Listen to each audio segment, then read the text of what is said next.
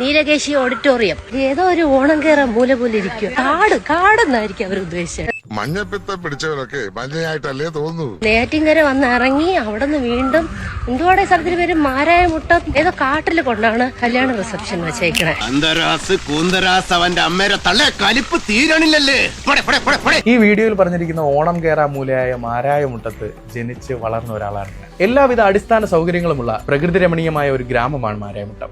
അല്ലാതെ ഇതൊരു കാടല്ല, ഓണം കേറാ മൂലയുമല്ല. പക്ഷേ ഇനിയെങ്കിലും എല്ലാരെയും കൊണ്ട് അതും ഇതും പറയിക്കാതെ ഒരു നല്ല രീതിക്ക് ജീവിച്ചൂടെ?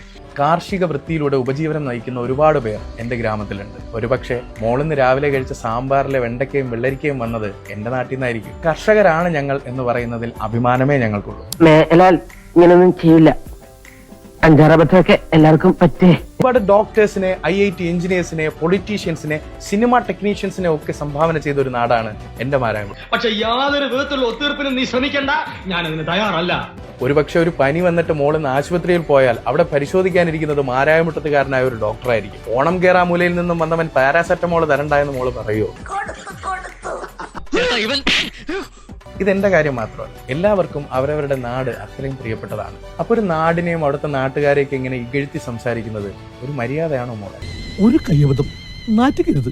ഇനി തോന്നിയാസം പറഞ്ഞു നടന്നാലുണ്ടല്ലോ നാട്ടിലടിച്ചാൻ സൂപ്പാക്കും. ഇവൻ ഈ വീഡിയോ ഇട്ടതിന്റെ പേരിൽ പോലും ഇവിടെ ആർക്കും മോളോട് ദേഷ്യമില്ല, വിഷമമുണ്ട്, അത്രേ ഉള്ളൂ. മിന്നണ സാരി ഉടുത്തോണ്ട് മൂക്ക് കണ്ണാടി വെച്ച് ചന്തി കുലുക്കി നടന്നോണ്ടൊന്നും അന്തസ് കിട്ടില്ലടി.